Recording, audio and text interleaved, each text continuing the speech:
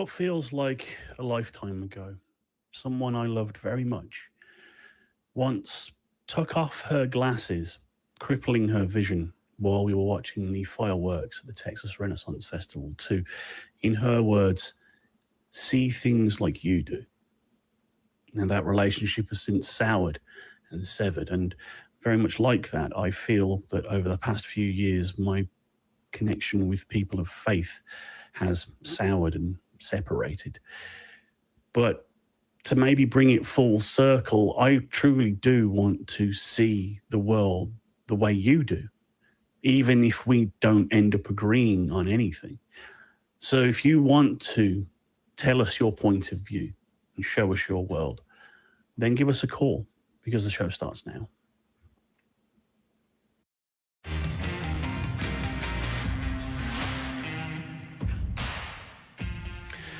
Hello there, everyone out there in internet land. My name is Jamie the Blind Limey, and this is Talk Heathen. And today I am joined by Scott Dickie. How are you doing there, Chief? Doing great, doing great. How are you? I'm doing fantastic. So, awesome. As ever, Talk Heathen is a call-in show. We go live at 1 p.m. Central every Sunday. And if you want to get involved, you can give us a call at 512-991-9242, old school, or on your computer go to, hang on, I think we may have changed the link, pardon me. I think I may have changed the link. Oh, I'm so unprofessional. The new link for calling in. That's aca.show/call. There we go. This is what you get when you have to memorize things. So yes, aca.show/call. I'm not going to forget it again now. We are also tri-streaming. So hello out there to all you vertical people on YouTube mobile. And also hello everyone on TikTok. And you on there on TikTok can also get involved. If you put up a request, then you will be brought up. You do have to be over the age of 18, and we may inquire as to your age when you come up, just for TikTok's T's and C's. So just to remind everyone that Talk Heathen is a show, a product of the atheist community of Austin, a 501c3 non-profit organization dedicated to atheism, critical thinking, secular humanism, and the separation of religion and government. And so, how the devil are you, Scott? What's been going on with you and what's on your mind? Just adjusting to my summer schedule. But before we get too far into things, I do want to reach out and give a happy Father's Day. It's Father's Day today in America. Hey. And so I want to say happy Father's Day to all the fathers and father figures out there. It's a tough job being a parent, and so it's nice to get some kind of recognition or connection there with your parentees. And so happy Father's Day. It's also World Humanist Day today too. So happy humanism out there for everyone. And our surrogate fathers, uncles, weird cousins, aunts, and sisters and brothers, and humanists are the crew. So I would like to bring up the crew. We have our call screeners, we have our note takers, we have our audio and our video. We've got mods in the chat. We've got so many people who make this show possible. So say hello to every one of them, because they do what they do. They don't get paid for it, and they're fantastic. And if you want to join their beautiful ranks, you absolutely can do so. It appears that I have turned into a handsome doctor, but there we go. Yep. But the back to normal now. You're going to have to deal with this ugly show. But if you want to get involved and be one of these wonderful volunteers, then you simply need to drop an email to volunteer@atheist-community.org. It will go through to our volunteer coordination, and you may be able to become one of them. Get on audio, get on video, get trained to do all the backroom stuff, and potentially even become a host. So,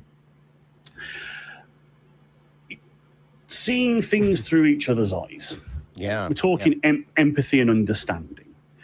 I feel the world's kind of been lacking in that recently. And I feel I've been going to bat for religious folks more than criticizing a lot of them these days. Partially to get that understanding, partially because I having been in groups that are kind of under attack from the establishment, I kind of feel for them. You know, I can empathize. What do you think about like reaching out to people of faith? Well, I think it's. I mean, very often on shows like Talk Heathen, we see interactions with non-believers as a conflict, as a confrontation, and I mean, I think there's a place for that to some extent. But I also think that what we often miss out on is that connection with each other. We have so much in common, and we have so much that we could at least understand if we could make an effort. And I think having empathy and trying to make connections with people. I mean, as a teacher, that's something that I like to focus on a day-to-day basis. But I like to even take it into the shows here too. And Jamie, I know that you do to some extent as well. Yeah. And that you know, making an effort to make that physical, or not physical, but make that conceptual connection at least. And I know that part of it is being able to present your own position, right? This is Talk Heathen. We like to talk about, you know, the things that we believe and don't believe, and things that we like to promote and not promote, and that kind of thing.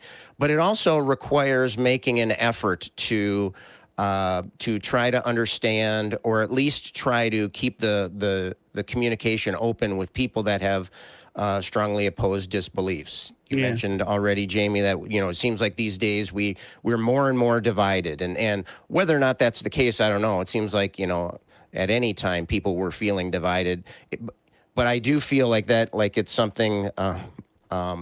You know, that's something that we need to address. And so I think step one, at least, can be try to see things from the point of view of the person you're talking to. That makes a connection with them. It makes them more comfortable talking about things that they believe in. And it also makes them more emotionally and, you know, available to consider what you're saying too. I mean, if you show that you're willing to look at things from the perspective of someone else, maybe that would, you know, give them more of an opportunity and more motivation to try to see things from your perspective as well. Yeah, certainly. And the thing is that belief in all of its forms, be it belief in a higher power of God, or religious belief, or belief in like the supernatural, or any kind of belief that is somewhat irrational or is difficult to explain, or the evidence has been rejected by, you know, people in our kinds of circles.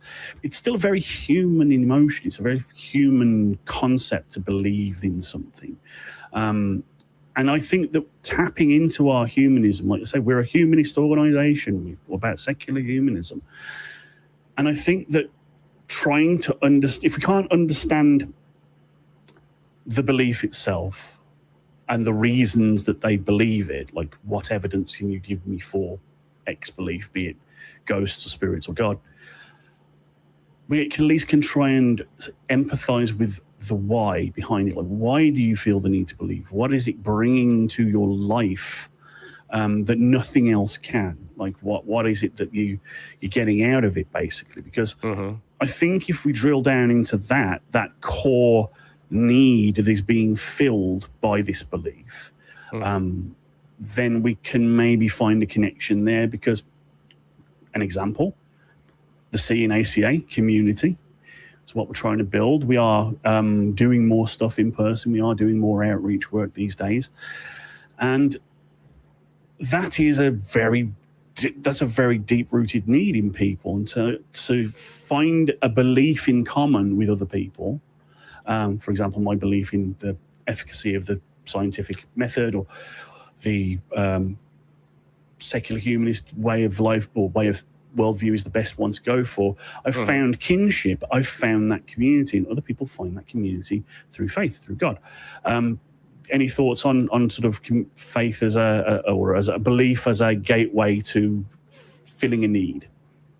Well, I think it does play a role in that. I mean, we're social creatures, right? We desire, we yearn, we are motivated to make connections with people, and very often that can be based off of things that we agree on, whether that's religious faith, whether it's, you know, love for a particular tabletop role-playing game, whether it's you know, an interest in philosophy or whatever. There's lots of things that we can use to promote that community. But like you were saying before about you know, trying to see things from other perspectives, I think that can help us allow those community building instincts to be active and to help us to make friends, help us to make communication, help us to have conversations with people, help us to learn more about what it's like to be human.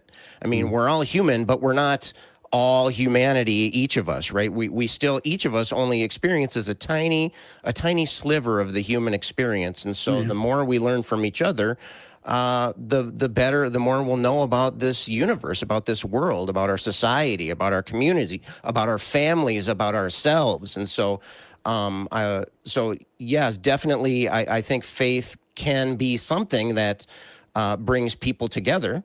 Obviously, I would argue that there are, many downsides to doing something that way. But we do have that natural instinct to try to be a community, and I think that should be embraced, and I think that should be embraced beyond our comfort level as well. I think we should, if we make efforts to make to push that community outside of our little tent. Yep. And into a bigger tent, and then that we're all in the same situation. So if we're all working together, that can be very helpful. Yeah, I mean, there's you were talking about an experience that you had in the green room earlier, where you engaged with a believing friend of yours to try and reach an honest understanding of each other's position. Sure. I found that really heartening to hear about. This friend of mine, he's a Christian, and he was, I'm not sure if he still is, but he was a minister and had aspirations to become an apologist, and I think he's kind of moving along that road. But he challenged me to pray for 30 days. He said, would you do this challenge? Or I think what happened was that he just kind of gave the challenge out just in general, like on Facebook or something. He said, if you're a non-believer, I challenge you to do this, or something along those lines. Yeah. My point, though, is that the idea was that I would pray every day for 30 days, and I would read the Bible every day for 30 days. And so what my friend did is every day he would send me a passage in the Bible to read and a prompt that I could focus on during my prayer time. And I decided pretty early on, in fact, before we even started, I decided that I wanted to try to take this seriously. I wanted to really try to set aside, not set aside my skepticism, but set aside any any biases that I could set aside, any preconceived notions, and just kind of go into it with as much of an open mind. Now, I'm a human being, of course, and I do have biases, and it's difficult. It's a difficult thing to be truly open-minded, and so, but I was able to do it to the extent where my friend at least acknowledged that I was giving it a try. I do see that we have a TikToker that's ready to come up, and so people don't just want to hear me talk, and so let's put a pin on this story, and we can continue this later on. But what would you say about heading to TikTok world for a little bit? Yeah, let's bring him on, and just if you would, as soon as he brings up, and we can acknowledge he's old like us. Can you hear us? I'm on the phone. Okay, bye. Sorry, my kid was asking me a question just right now. That's fine. That's awesome. Yeah, kids asking questions is something that we encourage. So yeah. By the way, happy Father's Day, guys. And to yourself, yeah. Thank you. I want to thank you. I am been deconstructive for over a decade, and actually today's my wedding anniversary. We've been married for 11 years. Congratulations. It's a great day to be alive and have a community of atheists that are discussing things. And unfortunately, we have to discuss this fairy tale because it's affecting our lives. And it's hypocritical because their book tells them to Caesar was Caesar's and to God was God. But we have people in government that are putting their fairy tales beliefs ahead of the Constitution. And having these discussions is something that a decade ago I would have loved to have. A community was something that I had to give up when I became an atheist because, they don't want you. If you're an atheist, they don't want you. So all those people that I knew, they never came back and talked to me, especially because I told them that the scripture tells them if somebody rejects your message, they're supposed to turn around, dust their feet off, and leave you alone. So I told that to my pastor, and I'm sure he related that to the rest of the congregation, because I've never seen them since I left, and I'm glad. I'm fine. I'm glad that I have a community now that, like, I see, and my purpose on TikTok, besides entertainment, is to encourage you guys to keep going, because you're doing something that's going to help humanity, especially help our country. And these fairy tales need to go away, because they have caused nothing but harm. If we had to see the outcome between people that are not religious and people that are religious, we'll see that the good is basically going to fall on the people that are not religious, because the religious people have caused a lot of harm. So the bad always outweighs. I'm gonna just push back a little bit on that, Tony. I will absolutely get on board with the fact that religion as a concept, and the fact that all religions are based on essentially a deception at the top of the pyramid, this unprovable fact of a God existing. I'm absolutely on board with all of that. It has done irreparable harm in some places, but I would always hesitate to draw my guns on religious people as a whole, because they're not perpetrators, they're victims. Like, they've been suckered in by this issue, and they have sometimes abrogated their morality and their wealth, and they've given it all to the church for salvation or comfort or community, and then they have all that taken away when they step away. Sometimes it varies church to church and congregation to congregation. It can get real bad. It sounds like your journey was real bad. So I'm glad you found community. And I'm honoured that you would take time out of not only your Father's Day, but your anniversary as well to talk to us. But I would urge compassion for the people. That's what humanism's about. What do you think about that? You're right. They are victims, and you are helping them see that. And I just want to remind everybody listening that the Greeks showed us that gods that need human defense are no gods at all. Be That's a good point. Yep. Be good without a leash, guys. What I mean is, be good without having a little leash telling you better be a good boy or you're gonna get a whooping, or a leash that tells you, hey, if you're good, we're gonna give you a treat because you're a good boy. No, be good because we can do it. History has shown that a lot of places without religious influence have been good. We have Japan, Denmark. That's the current ones that have more atheists are usually the places that are happiest and more peaceful. So thank you for what you're doing, guys. Keep up the good work, and I'll come. Say, Tony, before you head off here, I just wanted to quick ask you: do you have any? So you were saying that you're basically your family, I would assume, or your community kind of shunned you after you came out as an atheist. Have you had any success stories? Were there any people that stuck with you and you were able to maintain that community? No, they reject that's me, frustrating. But I have a community now of people here on TikTok that are like-minded, and they're also victims who left the torture. And I'm just glad that you guys are doing what you're doing, because we need to step up, be brave, and fight the evilness that religion brings. Yeah. Thank you. Well, we'll take it one step at a time, and I do agree that the encroachment of religion into the halls of power here in America may not sound like it from the accent, but I'm in Texas, is definitely a big problem, and we're all about the separation of religion and government. But it's been an honor talking to you, Tony. Thanks a lot, Tony. If you got to pop off, enjoy the rest of your Father's Day, enjoy the rest of your anniversary. You guys heard of Joel Osteen? I mean, that. Oh yeah. Oh yeah, we know him. The figures that my pastor, he pretty much loved that guy.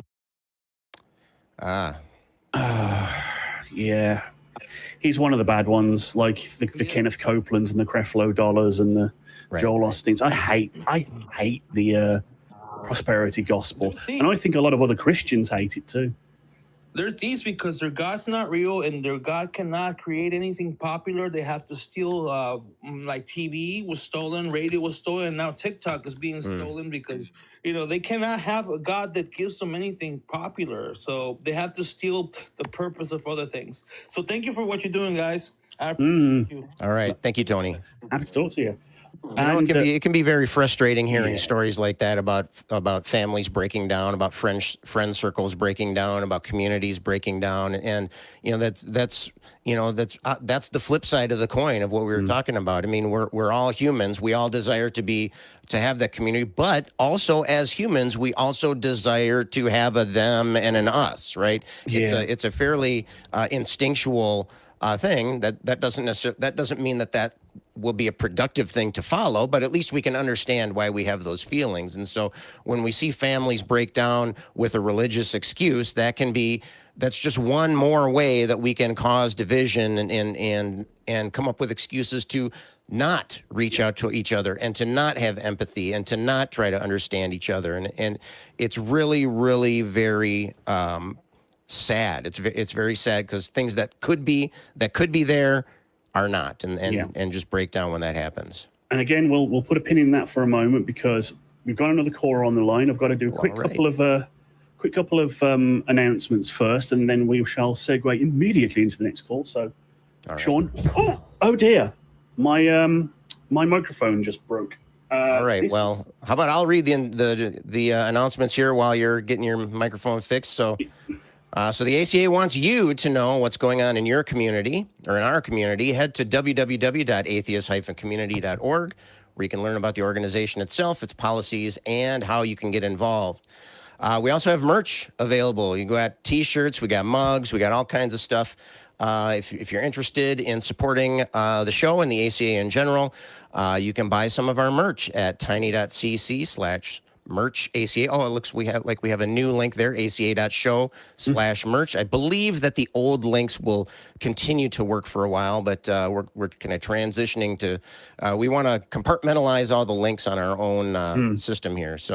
But you can go to show.aca or aca.show/merch to find our merchandise.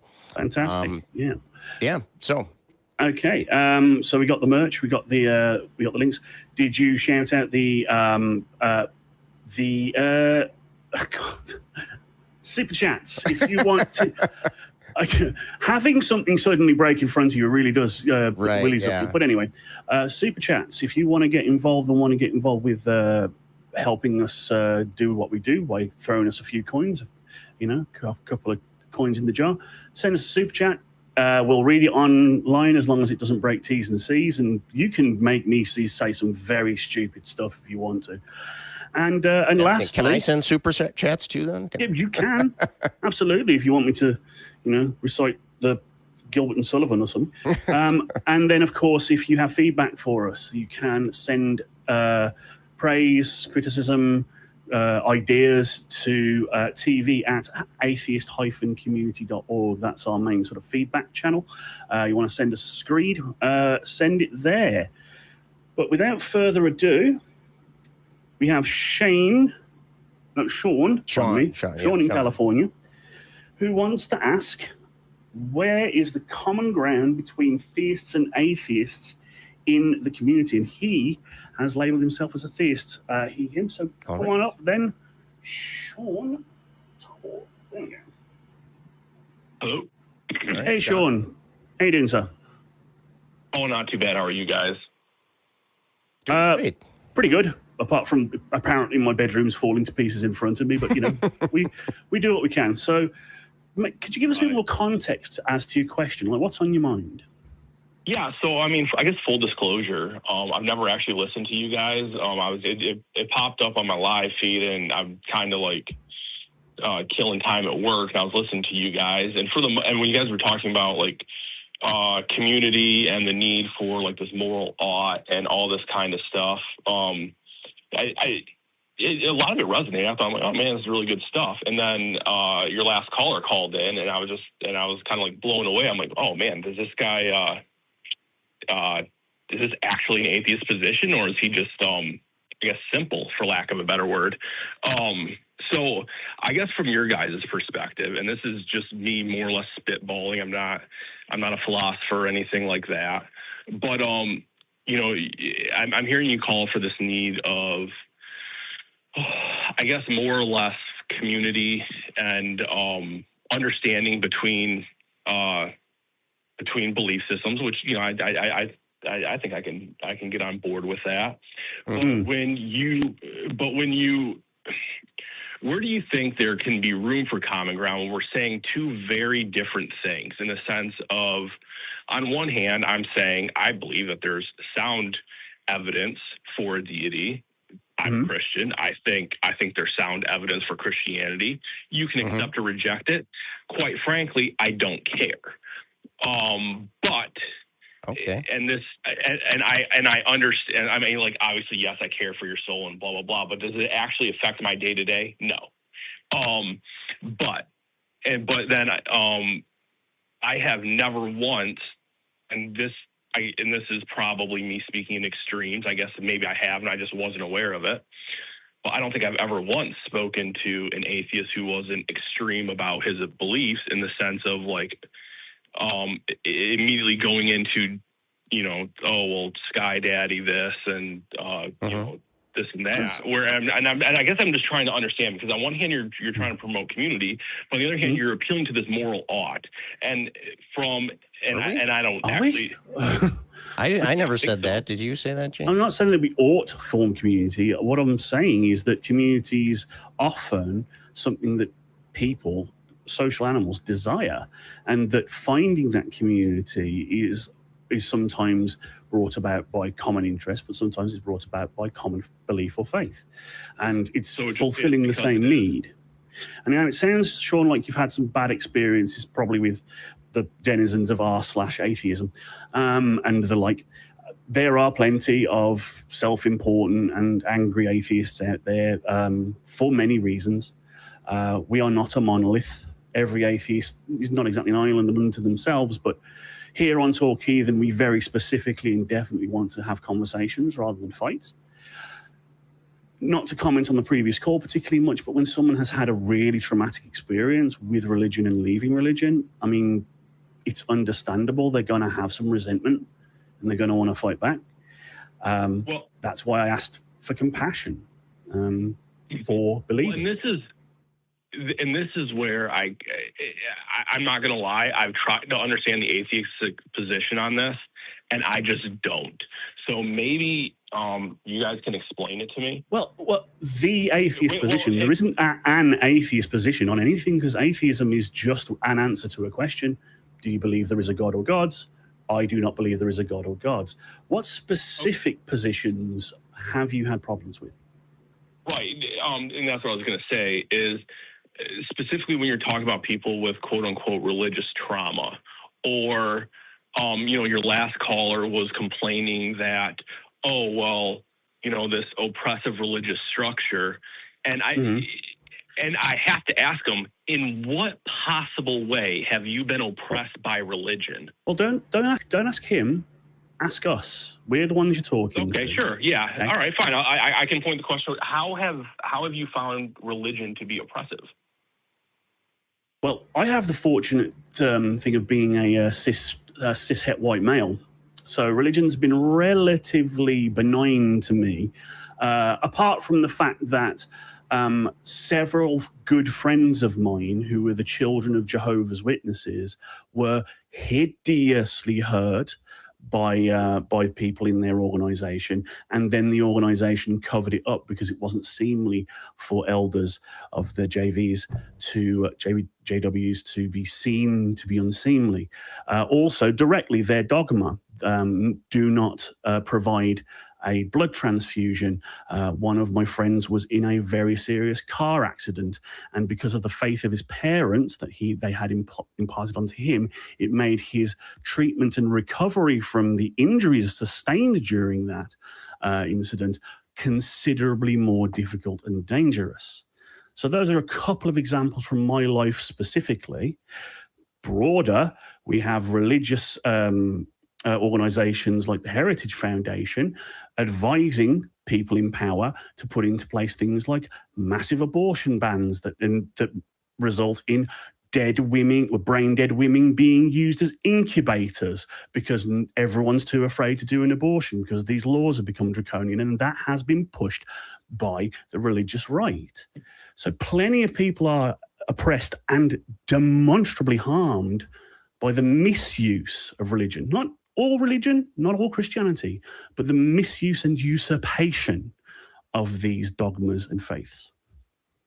Right, but I'm not going to defend Jehovah's Witnesses. So I'll grant you that one.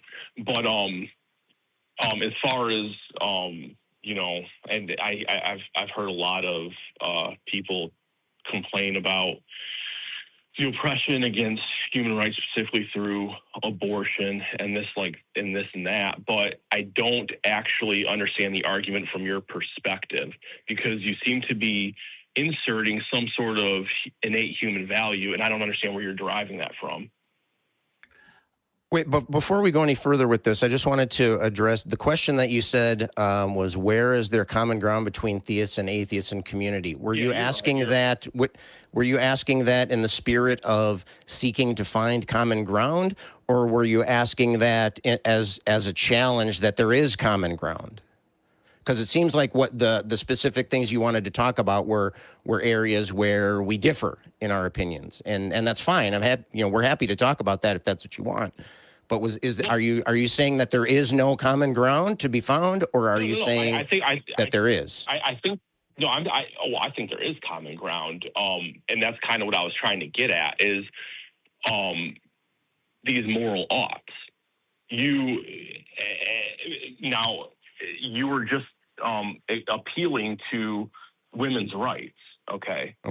Now, as a Christian, I would appeal to the Imago Dei, and under the Imago Dei, women's rights fall under. Okay. Now, we can disagree on how that plays out, and the practical application of that, but I think we all agree in general human rights.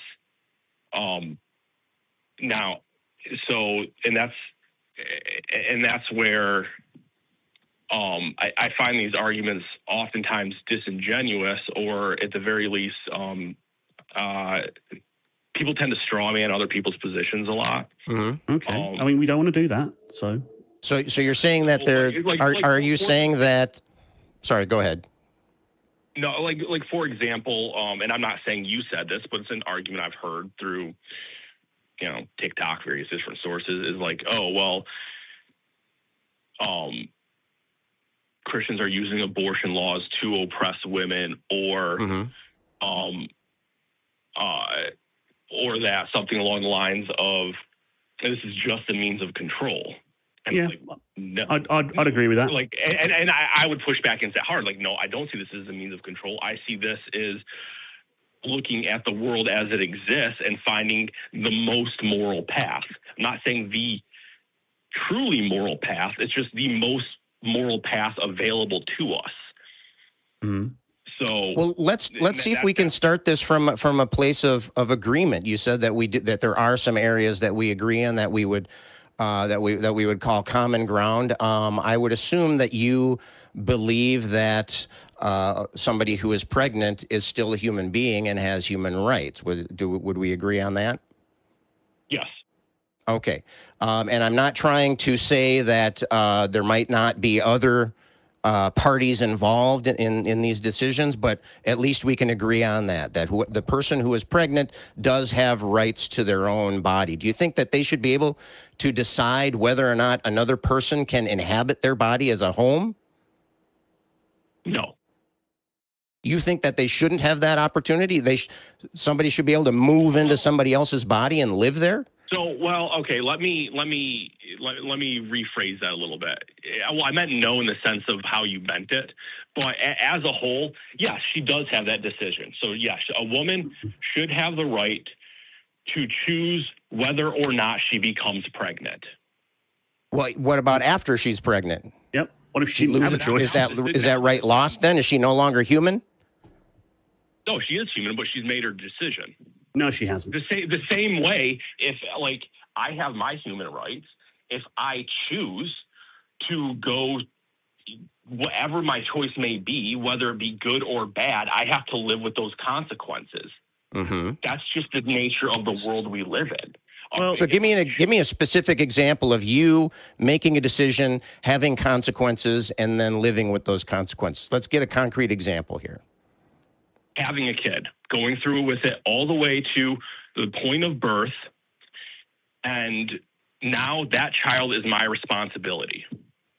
Period. The end. I don't get to decide now that the kid is born that, okay, you know what, this isn't for me. But Sean, how much physical danger does that scenario put you in? Yeah, we're not talking about somebody living in your body. Yeah, like right? Pregnancy isn't a small thing. It's extremely traumatic, life-changing, really. body-changing, and body-altering. It's not fun. I mean, it's a little body altering, so is aging. Do you think that? Do you think that God. having an abortion is something that is done against the will of the person who is pregnant? I think it's done against the will of the baby, who I would. That was not the question that I asked you. Do you think it's done against the will of the person who is pregnant? Do I think abortion is done against the will of the person who's pregnant? Right. I don't think that was so. Yes and no. Obviously, no one's just dragging people in and making them abort. However, I would argue that nobody who has an abortion is given the full facts. They're not told that they are in greater danger physically having an abortion than they are going through with the pregnancy. Okay, I'm gonna stop you right there. I'm gonna stop you right there.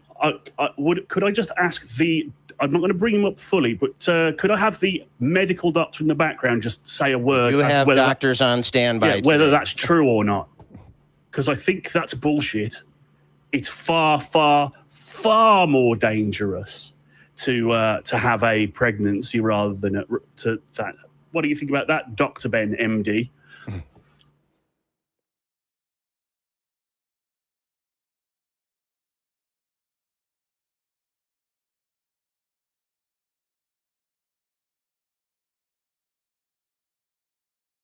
Right. So sorry for breaking my promise on letting you stay down there in the background there, Ben. I'll drop you back down. Thank you very much. Bullpen Ben. Yeah. But yeah, so Sean, a doctor has just told you that that's wrong. So that you can't use that argument anymore. Would you like to give us another reason why women shouldn't be able to get an abortion? I mean, so for the record, I mean, I didn't actually hear what he said. However, he said you're wrong. Yeah, it's exponentially more dangerous to have a full-term pregnancy, and it's way safer to have an elective abortion.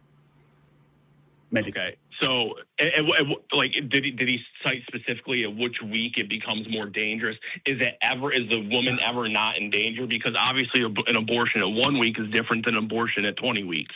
Yeah, but late-term abortions are almost always done to women who want to keep the baby but can't for medical reasons. They're already in massive amounts of danger, like ectopic pregnancies or preeclampsia. You know, you don't abort past the second trimester unless, like, do this or the mother will die or suffer extreme physical trauma.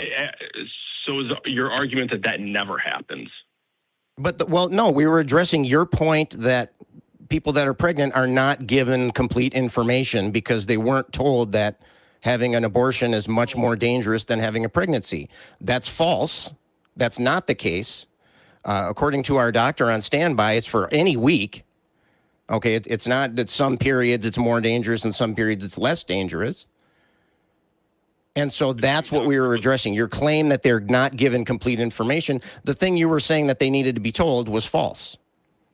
So that's not with information being withheld.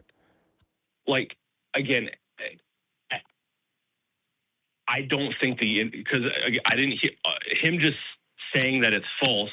There's 1,000 factors that go into this, and there's no way he's a doctor. I've heard doctors make, like, I'm not a doctor. I'll admit that right off the bat, but I'm not making this argument up. I've listened to MDs explain this very thing. Okay. It's like, Well, if you just want to appeal, if you just want to appeal to authority, then I guess, sure, that's kind of an argument. that is not what we're doing. It's not just this doctor, it is the medical consensus. But let's go ahead and say we're just not going to agree on this. Again, the internet is rife with dudes talking about abortion like we have any real right to actually say about it, because I don't have a uterus. Pretty sure Scott doesn't, and I'm assuming you don't, Sean.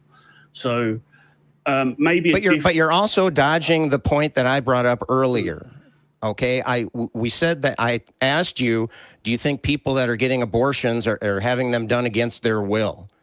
And you agreed that at least some of them, I would argue that the vast, vast, vast majority of abortions are not taking place against the will of the person that is pregnant. Okay, so that in that case, that is not in accordance with what they want. They want the person, the fetus, whatever the thing. I'm using the word person because I'm assuming that you assume that a fetus is a person, which is a separate issue, and I'm not, trying to force that particular issue right now. But even if we assume that it's a person, you still have the right to ask another person to not live in your body. Don't you see that? So I don't understand where do you get this right from? Where do you get this sense of bodily autonomy? Bodily autonomy. You agreed. You tell people, You agreed with what we said before. You said you agreed that a person can determine for their own body whether or not somebody else lives inside of them. Or are you changing that now? Or maybe I misunderstood what you said.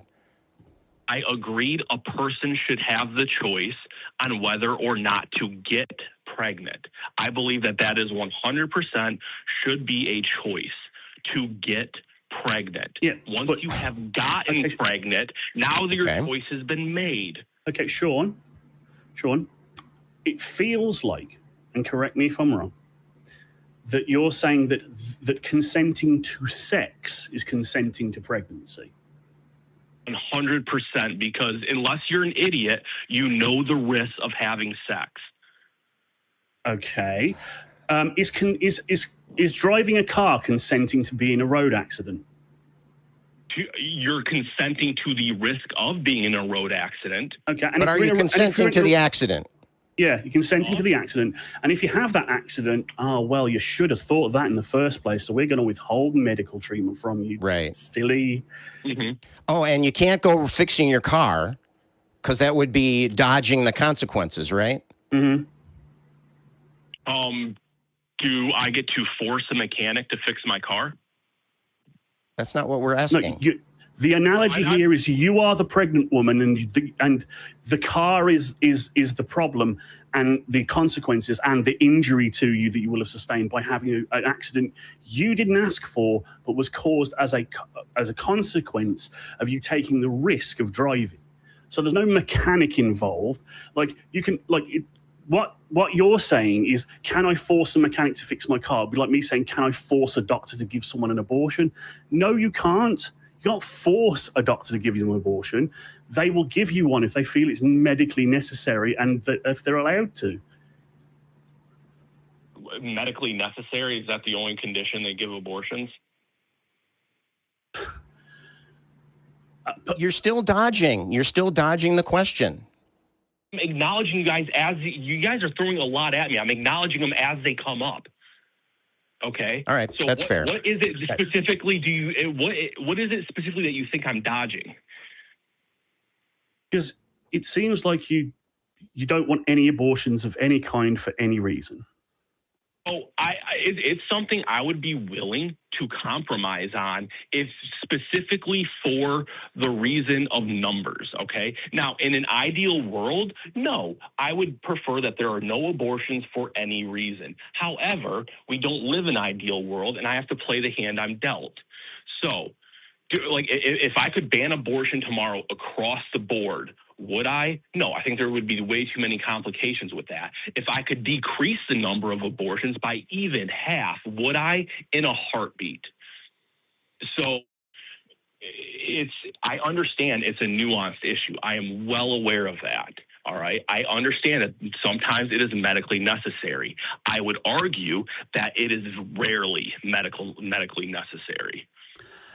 So going back to Jamie's, and here's what I was suggesting that you were dodging. Going back to Jamie's example of the car, you said when you drive a car, you understand and accept the risk of getting in an accident, and we agree with that. I think we know that when you go out to drive, there's a chance that you're going to have damage done to your car or yourself or surroundings or whatever. That's fine.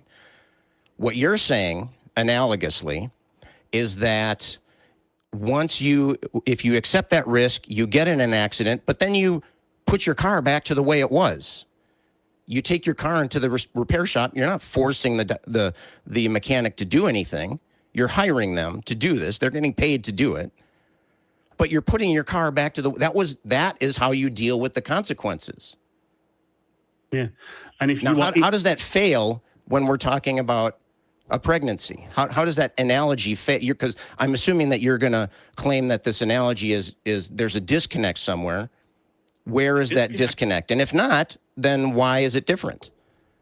Right. The disconnect is we're talking about if I'm alone with myself in a car and I get in a car accident. Let's say I wrap my car around a tree. Whether it was my fault or not, maybe the roads were icy, maybe they weren't. I wrapped the car around a tree. That affects me and the tree. Okay? Now, let's say... Well, that possibly affects other people, too. Anyway. Possibly, sure. Okay, let's say I hit another person. All right? Okay. Let's take it a step further. Let's say I knew... Somehow I had this omnipotence, and I knew that if I were to drive today, I was going to hit another person, and it was going to total my vehicle. But I also knew that if I could somehow make this person not exist, it would change the accident. I don't know if this is a good analogy or not, but it makes sense in my head. Now, I'm not following that. This is my point. My point is you are not allowed to infringe on other people's rights just because it affects you. That is my point. It was a crude analogy, I'll grant you, but... Okay. Is bodily autonomy a right? No. Okay, then we're just not going to see eye to eye because... Do we ever dictate what people can and can't do with their bodies? Well... Bodily autonomy is the right to not have anyone else tell you how to use your body. It's why we have laws around organ donation and blood donation, even from cadavers. You can't take an organ from a cadaver unless they had or someone they trusted signed off on it. You can't do that. And you can't use someone's body to prolong another life in any circumstance, because that would violate their bodily autonomy, even after death. Yeah, I get what you're saying, and I don't understand where you're coming up with this concept of bodily autonomy. We regulate all the time what people can and can't do with their bodies. You don't have the right to do meth. We have created laws against I have the right to do meth. It would be done illegally, but I can take meth should I want to. You can't force me to take meth, but it's not about doing something to your body. It's not about drinking or smoking. It's have someone forcing you to use your body for the service of somebody else to prolong their life. It's the reason why slavery is so bad and illegal and terrible and immoral. And the reason and how I come to this is through my humanism. I believe that all humans should have the right to bodily autonomy. You can't tell me to use my body for someone else. It is mine. Right. Okay? And that includes a woman's uterus. Okay. What is a right? You keep appealing to rights. What is a right? Do you want to look up a dictionary? A right is something that you are allowed to do, that we've agreed as a community. You have a right to. Well, I suppose that's a circular definition, isn't it? Yeah, it's tough to define. It is a little slippery. It is something you are inalienably allowed to do under any given circumstance.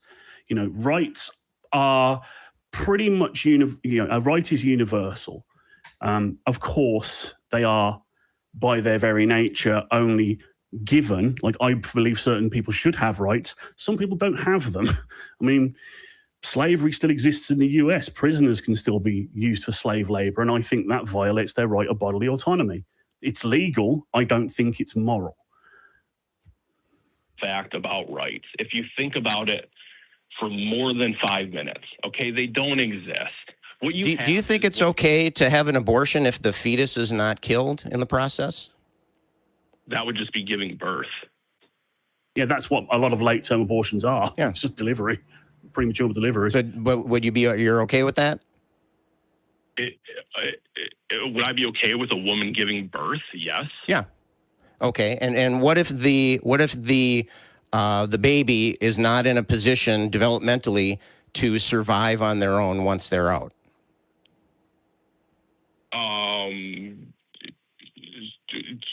So is this forced, or is this just a byproduct of nature? Just what I said. That's all.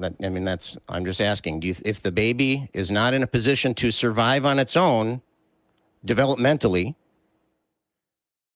do you think that would be how does that change things?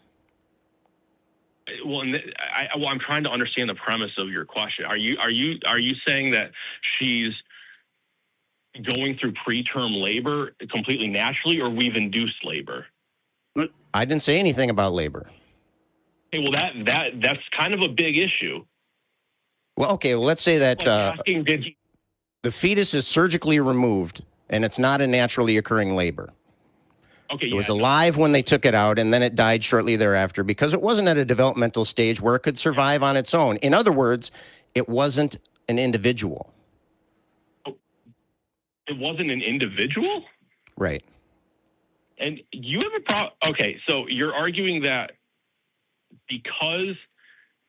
If you have a problem with the word individual, then set that aside. We can add that in later. Do you think ending a pregnancy itself is where you have a problem, or is it that the fetus dies?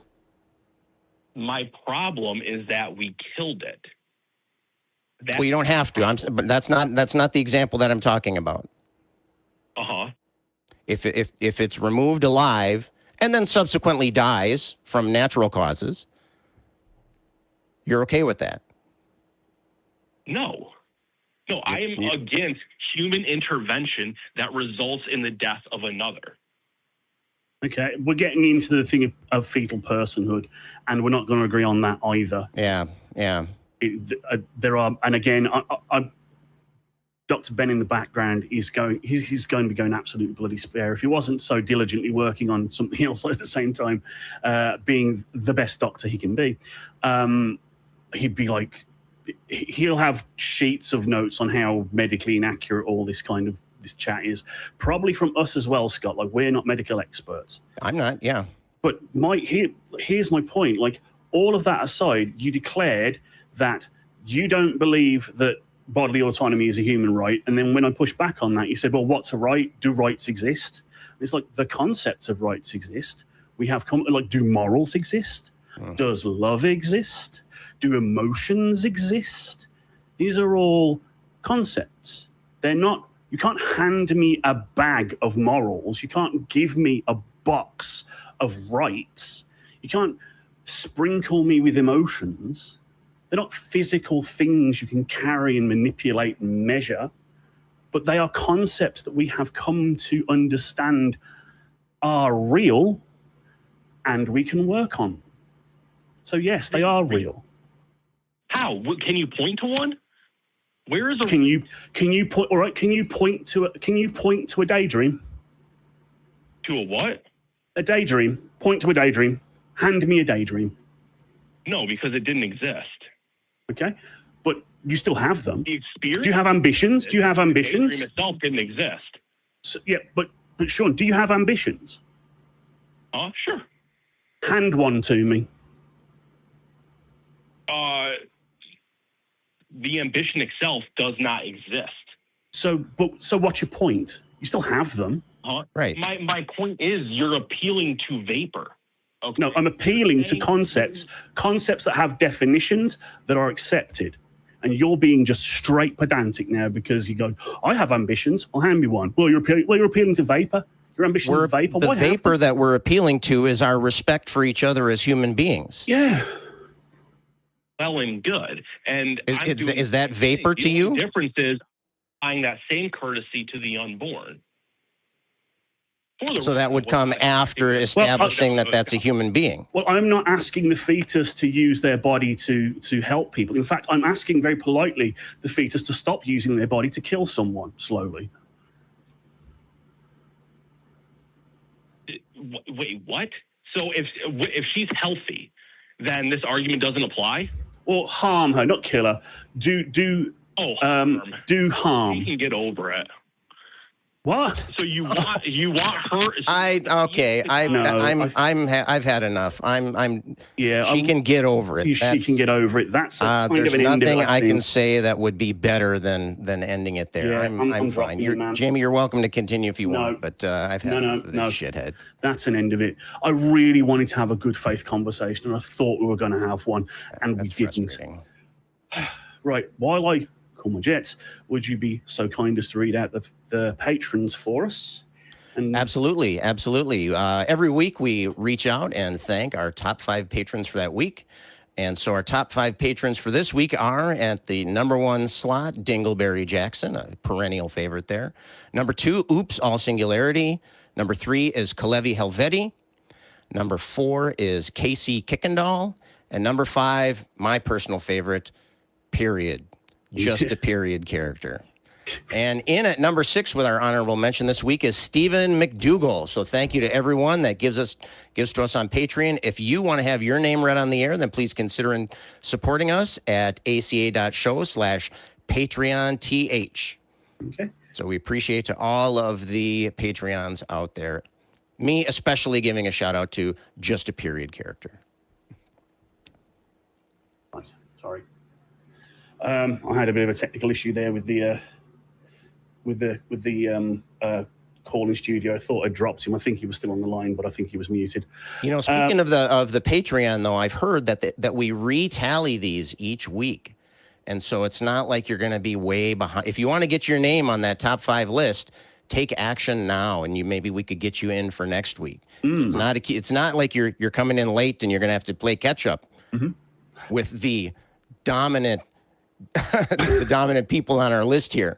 So let's get in there and mix it up. I would miss saying the words Dingleberry every Sunday, though. I would. I'll reserve the option to say Dingleberry Jackson, even if Dingleberry Jackson does not make the top 5. A legacy thing. Yes, fantastic. Yes. Now, it looks like we have someone else in screening. I don't know whether they're ready to come up, Anne, in the screening room. If crew wants to confirm whether I can just bring them up now or if I need to wait, just give us a shout. But I am, God, I was so frustrated by that call. Like, I want to find common ground, and I'm asking very base questions. And I don't, there are certain things where we're not going to find common ground if you don't think bodily autonomy is a human right. Right. I don't think that well, I don't know. I shouldn't try to peer into the mind of the caller, but it seemed like I mean, considering we were talking about looking for common ground, it seemed like overly antagonistic, which is I'm fine having conversations like that, but in the guise of trying to find common ground. I mean, in this case, there are things that we can and should agree on. Regardless of whether or not we think a fetus is a person with rights, regardless of whether or not we think a fertilized egg is a person, quote unquote, with rights. Yeah.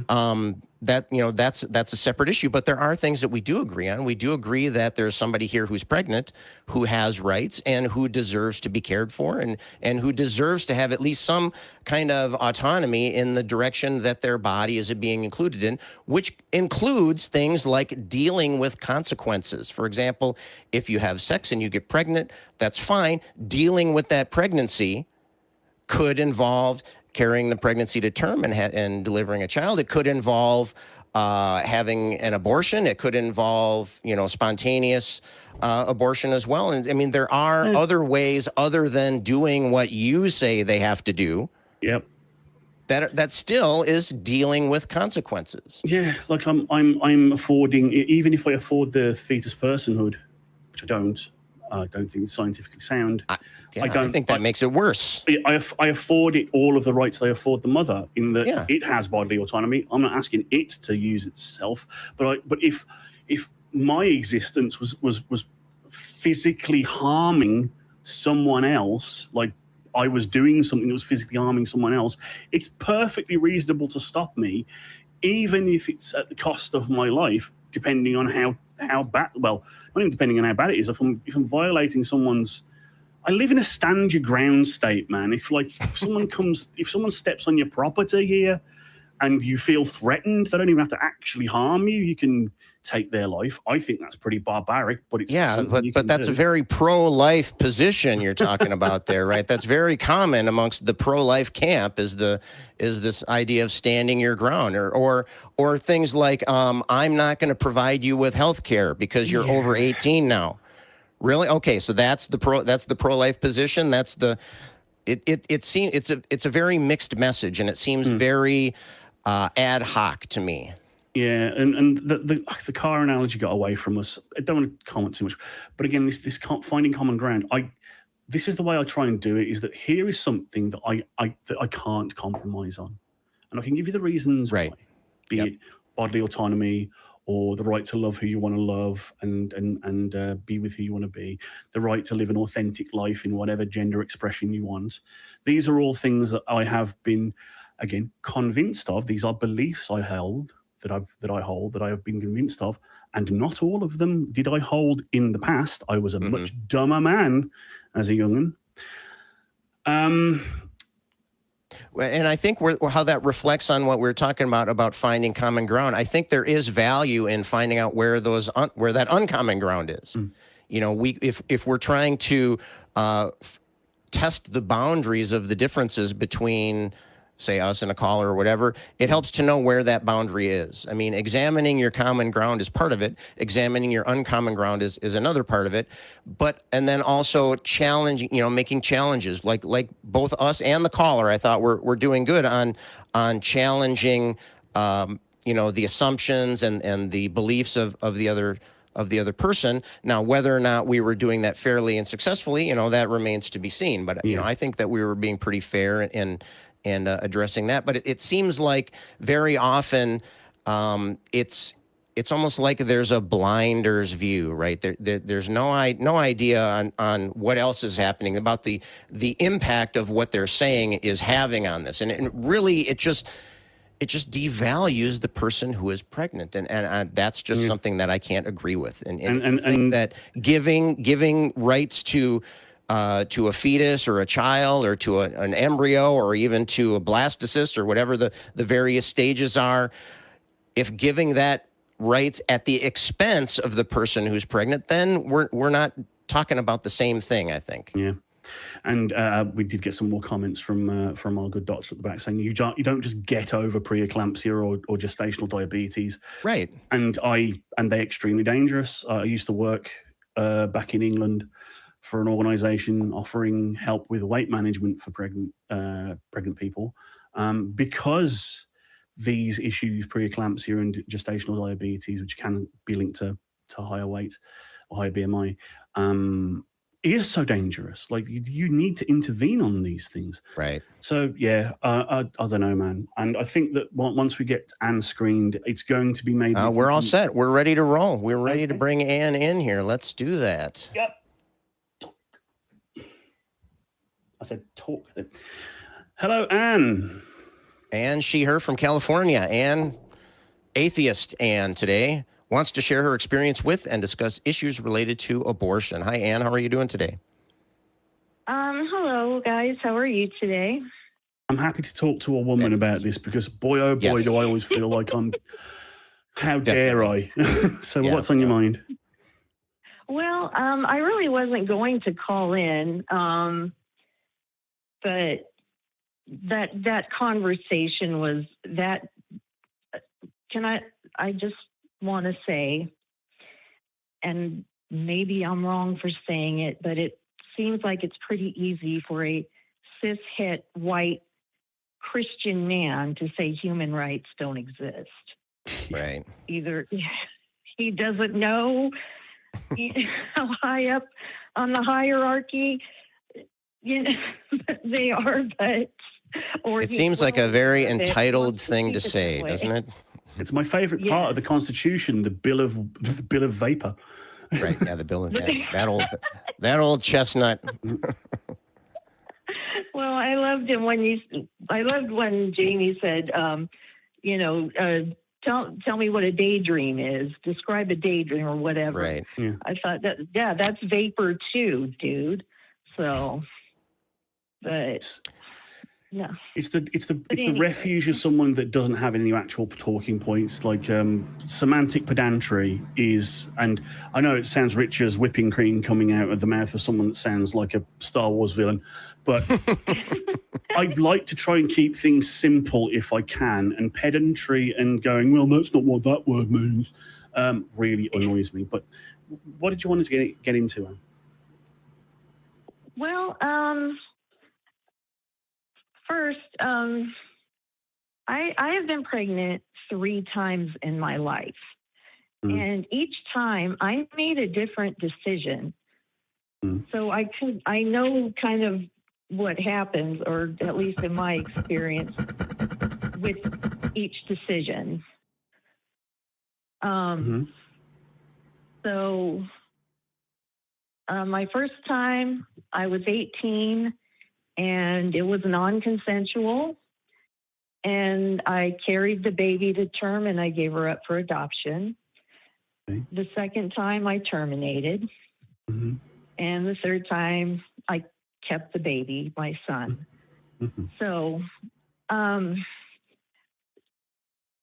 know they didn't bring up adoption or anything, but I don't know what to say. But, well, you clearly were considerate in your options. I mean, you've definitely you've taken a variety of outcomes, and it was depending on your circumstances at the time and your state of mind at the time. And so, do you feel like? Well, let me ask it this way: how comfortable are you with the decisions that you made? Well, I don't regret any of them. I don't. The abortion was my choice, and it wasn't a medical issue or anything like that. But like you guys say, is someone entitled to just live inside, or a potential person or anyone just allowed to just live inside your body and drain your resources? So I don't regret any of my decisions on that. But I guess my point was, though, is that you're clearly thinking about it. It wasn't an off the cuff decision. It sounds like it was a very personal and very important decision, and you carefully considered the consequences and so forth, and you made that decision for yourself. And it wasn't a flip decision. It wasn't a casual decision. It wasn't a selfish decision necessarily. And so I think that's I appreciate, Anne, that you're sharing your story with us, because you're kind of giving people like Jamie and myself a glimpse into things that we can't and won't experience in our life. So thank you for sharing that. Yep. Right. Well, the decision to, I'm sorry, go ahead, Gene. I was just about to say that I could have opinions on each of those different outcomes. But my thought on these, especially as a cishet white man, is it's not my choice, not my body, not my business. Your choices should always be yours. Now, I don't disagree with any of your choices. I mean, I think that whatever you thought was the best choice at the time is the best choice at the time. But even if I disagreed with one of them, that doesn't matter, and it shouldn't matter to these people. You can believe that abortion is murder, but you're not allowed. I don't think you should be allowed to legislate it into law. No, and the laws are getting worse all the time. But sometimes, the so-called pro-life crowd says, well, women use abortion as birth control. No. Yeah, that's exactly what I was talking about. I mean, clearly that wasn't the case here. But to be fully open here, I wouldn't have a problem with that. Yeah, neither would I, personally. I think it's your choice, and as long as it's done safely, and as long as it is a safe option. Again, if it does come with higher risks than using something like an IUD or proper, prophylactic contraception like a cup or a condom. And as we know from our sci-fi, multiple layers of shields are usually the best way to go. So as to keep them shields up, put your deflectors on double front. But it's only about 2 meters. I call it my womp rat. But anyway, back to seriousness. That if it's a viable option, if it's a safe option, I don't think there's any morality against it. If it's medically unadvisable, if using things like mifepristone would multiple times in quick succession as a form of birth control would have detrimental medical effects, then I'd have a problem with it, because I have evidence to show you're doing yourself a mischief that way. But that would be my only standpoint. And the thing that really gets me, and I want to get your thoughts on this, Anne, is that they keep talking about consequences. It's the consequences of your actions. But it always feels to me like it's punishment. You did this, you consented to sex, you harlot, and this is what you get. Your whole life is now dedicated to this other human being because you wanted to do a perfectly natural and, I dare say, quite pleasurable thing. And in your case, you didn't even want to do that. It was forced upon you, which is horrific. I can't imagine how terrible that is. So yeah, what do you think about that? Like abortion bans as punishment for women's indiscretions. Well, see, that's my whole problem with the pro-life side. It's like they make it only about women. They kind of act like there's no man involved at all.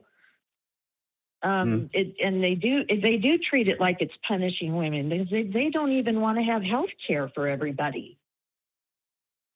Oh, don't get me started on healthcare, man. I left a perfectly good universal healthcare system behind, and I'm now facing down. Still rethinking that one, huh? I mean, a plane ticket is probably cheaper, but anyway. Yeah. Well, Anne, I have a question for you, Anne. In the interest of seeking common ground, what advice, as somebody who has faced the decisions that you've faced and has made those decisions, what would you have to say to somebody like our caller Sean, who has opinion on that and may not have experienced it the same way you have? What advice would you have in the interest of finding common ground? What would you say to Sean? And I'm also going to just jump in again.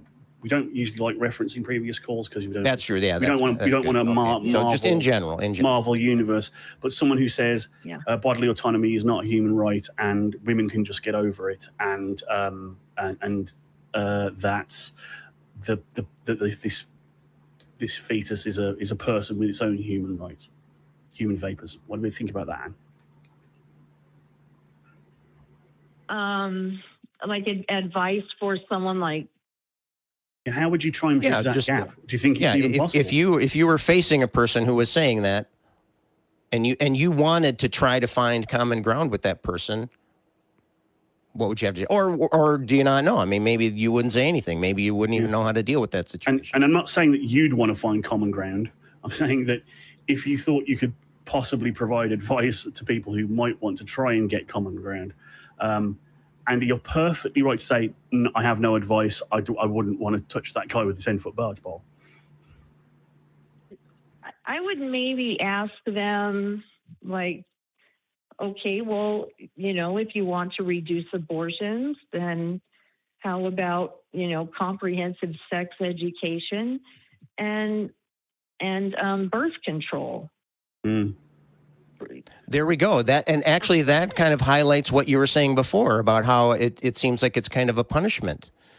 If reducing abortions is really the goal here, we have things that do that. We have things, if, like you were just saying, effective healthcare, effective sex education and that kind of thing, that reduces abortions. I mean, we have tons and tons of data and evidence that shows that.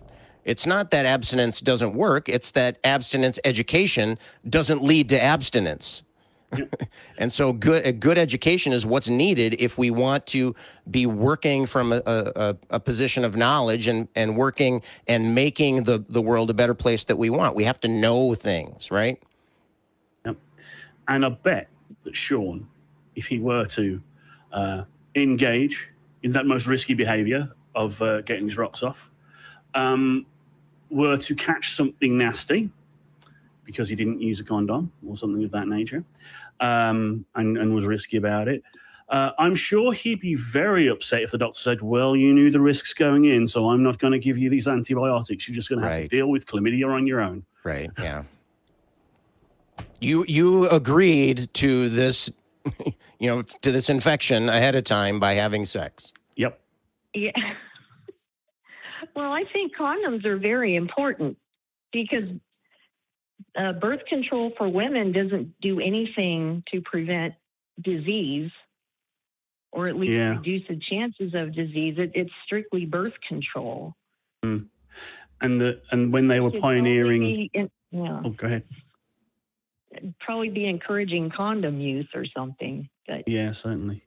And when they were developing birth control, hormonal birth control for men, which is a thing that they were doing during the clinical trial phase, it was deemed unmarketable because men didn't like dealing with the side effects. Womp, That's womp. part of the problem. So much for that responsibility, huh? Yeah. Yeah, but they don't mind women having to deal with the side effects. Exactly. All right, so anything else on your mind that we can go over? And it's been quite cathartic talking to you regarding this. Yeah, well, I just want to say one thing about abstinence-only education. Mm-hmm. It just reminds me of the just say no to drugs period in the 80s. Oh, yeah. And that was so effective. That worked. Yeah. Prohibition. Yeah. That went real well. Well, it worked so well that when I was a teenager, they were saying just say no. But then when my son was a teenager, I was saying stay out of my stash. Yeah, not to reveal too much about myself, but every encounter with anything that might be termed as illicit, I've actually done under family supervision of people who were experienced and cared about me. Now, some people say, that's really messed up, that is, I shouldn't have done that. But it's like, I'm going to do it anyway. Being educated as to this is what this does, this is why people take it, this is why it's nice, but this is why it's dangerous. And if you could do it too much or do it too long, this is what can happen to you. And then hope that education, that's what we sort of need on it, as you say. Just prohibiting it just makes it taboo. And what do teenagers like to do? What they're told not to do. Right, exactly, yeah. Well, that's how the drug education, or it was just strictly anti-drug. It was all like even in school, just say no. That was all they would say. Just say no. Yeah, I was on a different continent, but it was such a pervasive thing during the 80s that we had it. Oh, I know how I encountered it, because we got arcade machines over from America in the UK. And they always had that William F. Sessions, FBI, winners don't do drugs. And I'm like, and I'm like, Lance Armstrong would beg to differ, but there we go. But anyway, thank you very much for calling in. And again, and we really appreciate the perspective you shared with us today. And again, I'm so glad to have not only a woman's voice on this, but someone who's been through it and made those decisions. So we're going to let you go. Have a wonderful rest of your day. And And here we go. Okay, thanks. You guys have a wonderful day. You All right. too. Thanks, Lovely Ann. day. Have a good day. No! Oh dear. Oh dear. Oh dear. I hit the wrong button. I'll talk to team after, and I'm gonna get a bollocking from Greg because I hit the wrong button. And that's my fault. The whole thing's coming crashing down. Yeah, sorry about that.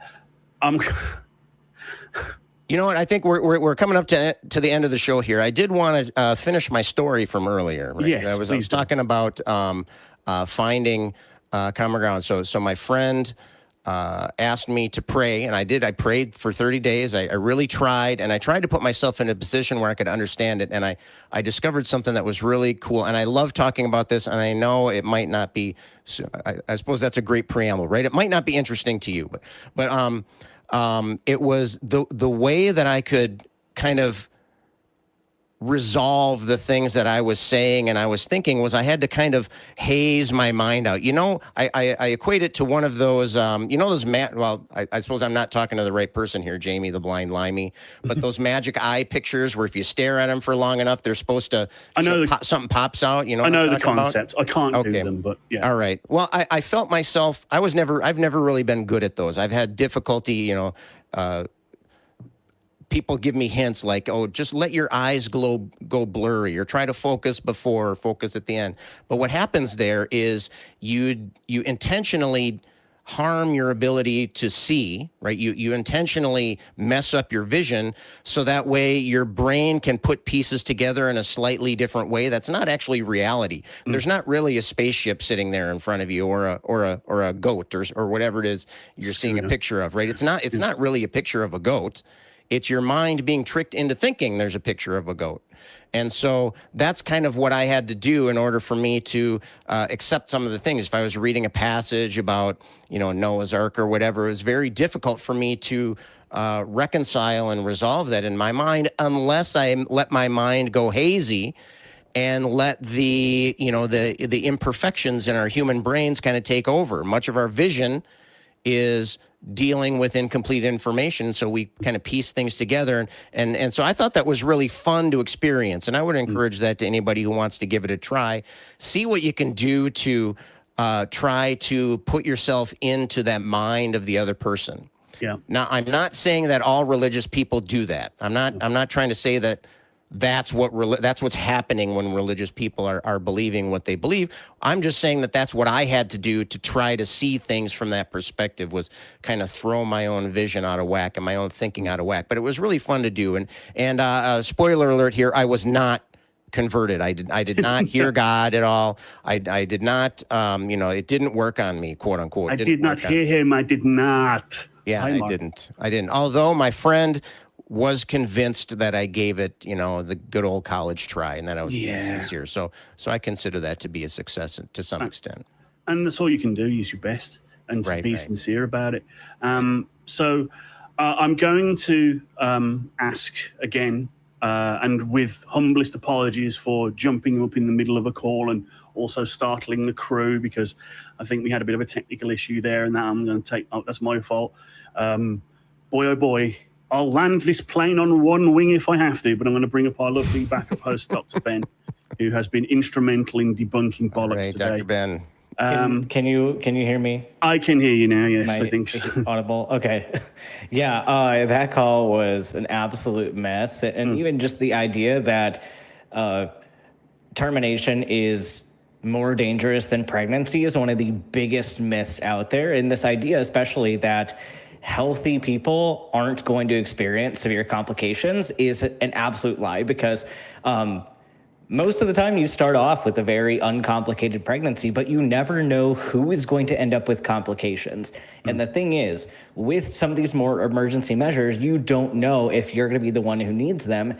And having it happen in the moment is not the time to determine what risk you want to take for your own body. That's something that should be evaluated earlier on, especially, let's say, if you have some other medical condition like Marfan's. Like, it is generally recommended not to get pregnant if you have Marfan's, because your aorta could rupture and you could die pretty much instantly. So Yeah.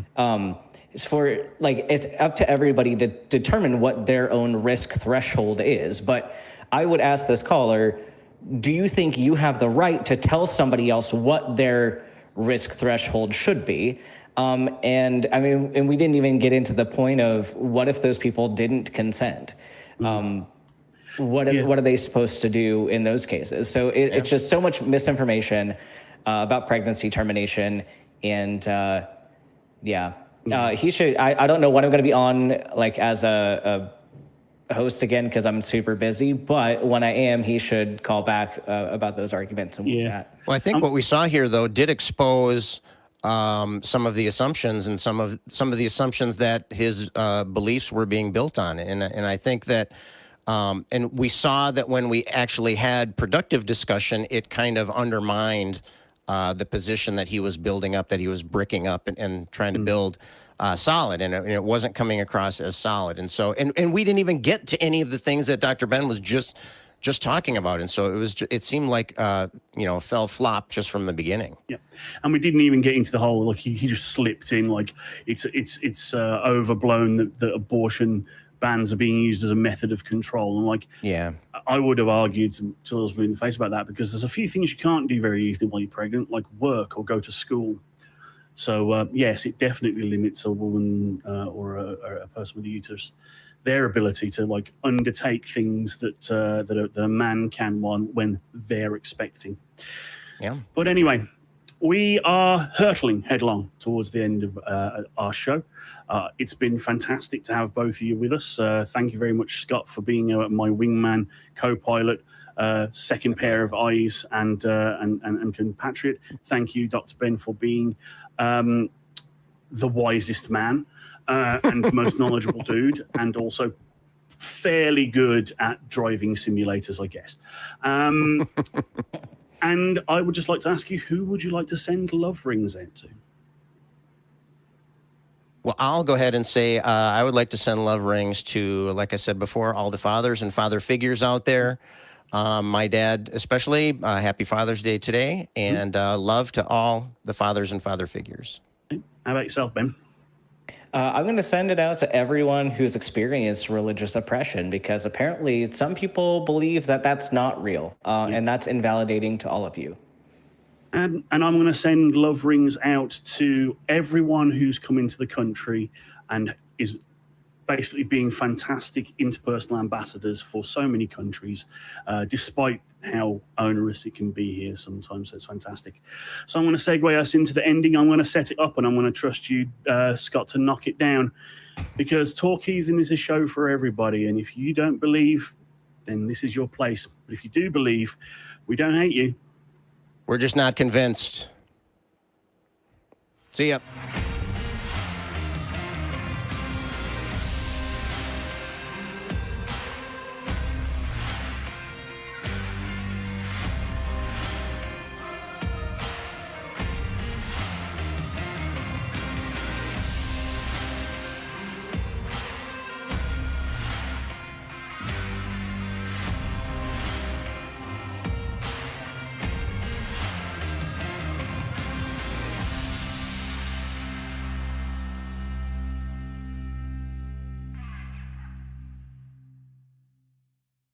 We want the truth. So watch Truth Wanted Live, Fridays at 7 p.m. Central. Visit tiny.cc/YTTW and call into the show at 512-991-9242 or connect online at tiny.cc/call TW.